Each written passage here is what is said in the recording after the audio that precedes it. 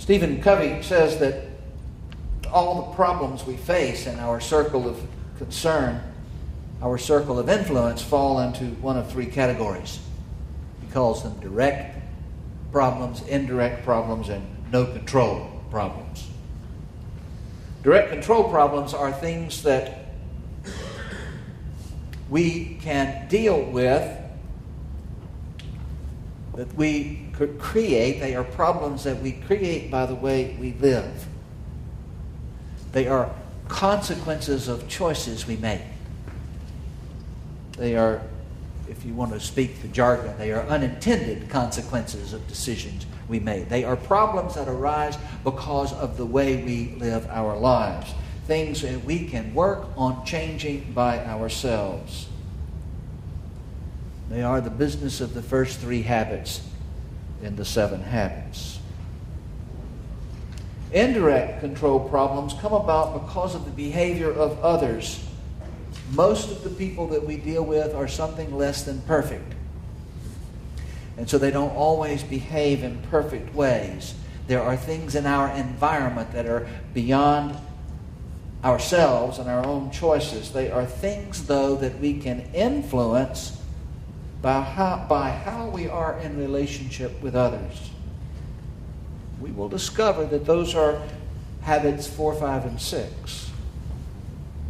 They are not things, not actions on our part that are meant to change others.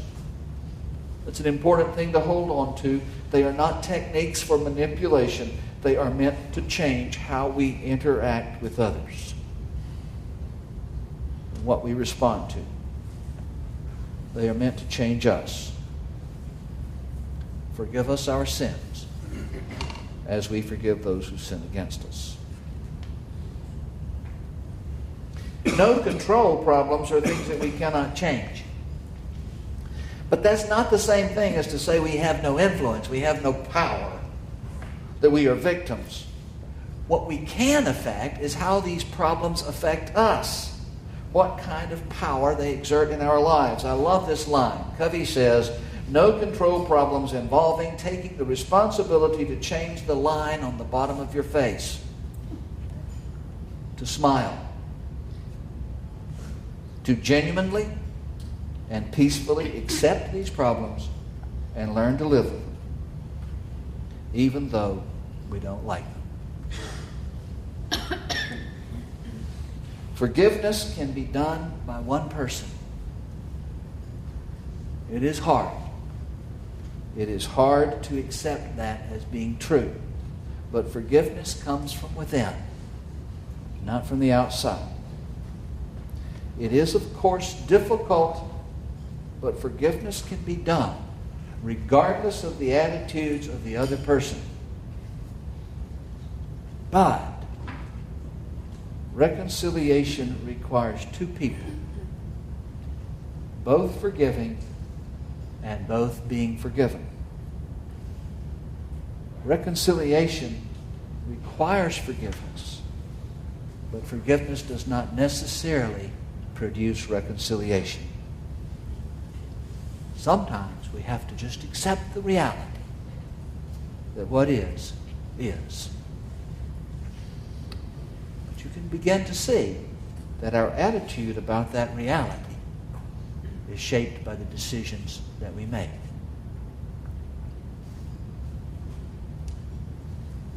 Enough of habit 1. That's the end of habit 1. So now let me shift gears and ease into habit 2. We may be doing this for the next year or two. I don't know. But let me ease into habit 2. Now, habit 2 is begin with the end in mind. I want to begin, of course, with a story. This is another story that comes out of my high school days. It is a story about my Latin teacher, a man named Mr. Baker. Mr. Baker was a hero of mine. He still is. When I do those kinds of exercises where you list 3 or 4 people who have had great influence in your life, he is always on the short list, near the top. When I look back on it, he is one of the people who shaped me in lasting kinds of ways. not to be too dramatic or too sentimental, he is my Mr. Chips. He was, for me, Robin Williams in The Dead Poets Society, if you have seen that movie. Mr. Baker learned his Latin as a student preparing for ordination as a Jesuit priest. That lasted until he met the woman that he married. But anyway, that's where he learned his Latin. I didn't learn much Latin. But in the little bit that I did learn was ecclesiastical Latin instead of classical Latin. The primary difference between ecclesiastical and classical Latin is that ecclesiastical Latin pronounces V's like V's. And classical Latin pronounces them like W's. So I learned to say veni, vini, vici instead of weenie, weenie, weechi. I'm not sure that's important. Now I believe Mr. Baker spent 7 years in formation as a Jesuit. He had even lived for a year in community and studied in Rome.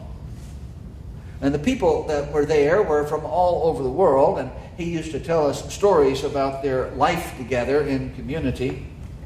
And because they had no common language, or the only common language they had was Latin, and so they spoke Latin all the time.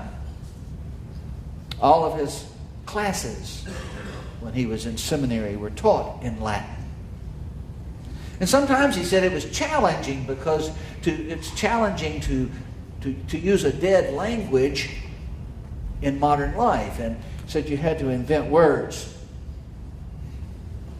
The one I remember was he said there's no Latin word for underwear. I guess the Romans didn't wear underwear, and so there's no Latin word for it. But the Latin word for under is sub. And the word for where, like where are you, is ubi. So in his community, they put those two words together and they called underwear sub ubi. Underwear, which was close enough to underwear. I still think of sub ubi as meaning underwear. And when I look back on it, Mr. Baker was not a very good teacher. He was not a very good teacher by the standards that would typically be used. I took 2 years of Latin from him, and I have already shared with you the full extent of my knowledge of Latin. Veni, vini, vici, and sub ubi. That's it. It's all the Latin that I know. And the sad truth is that I have forgotten very little. I never knew much more Latin than that. I don't believe I ever conjugated a full Latin verb or did a Latin verb in a full conjugation. It's verbs you conjugate and nouns you decline, I think, or whatever it is. I never got all of that stuff. And there were students in our Latin classes who were motivated and who wanted to learn Latin. And those students seemed to flourish under Mr. Baker. But the motivation had to come from within. Mr. Baker didn't teach because he loved Latin. He didn't teach even because he thought Latin was a good thing to know or important. He taught because he loved kids.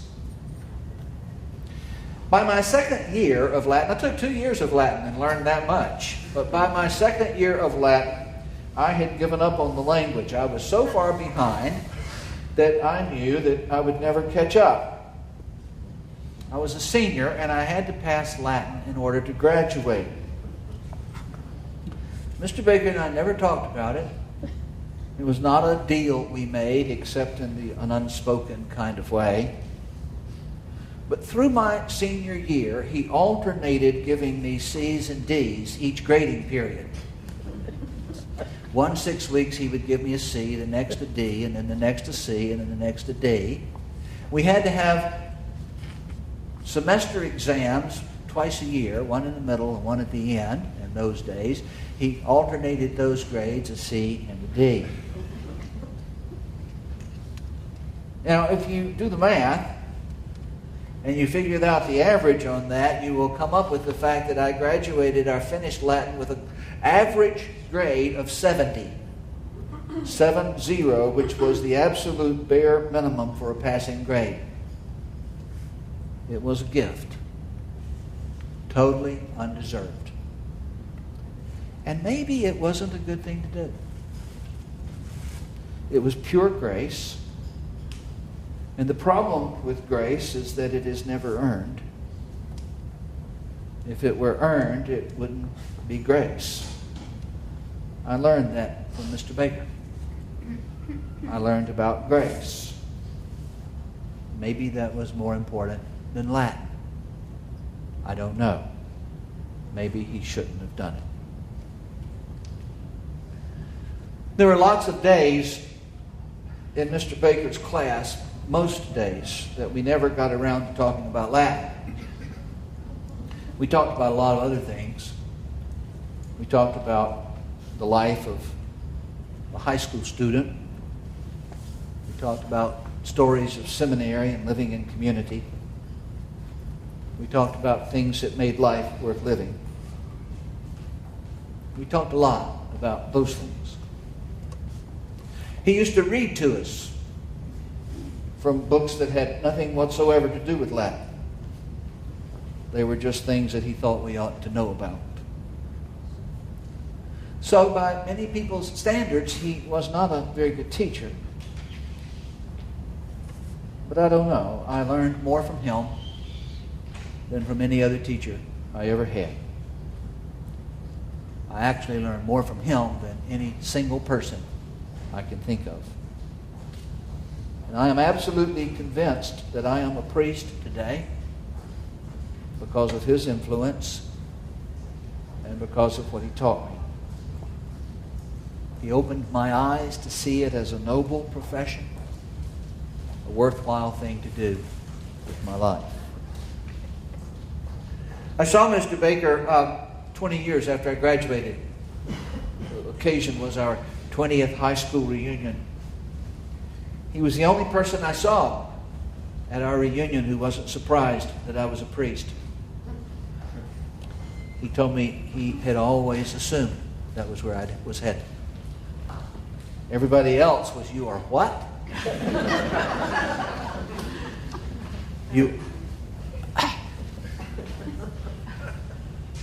And I think the truth was that Mr. Baker found Latin boring himself. For those who wanted to learn it, he was a great mentor and guide. He encouraged them, but he had no passion for it. He had no love for it for its own sake.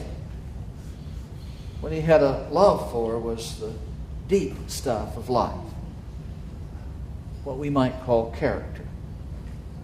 That's what he wanted to teach. Latin was just a way to get there.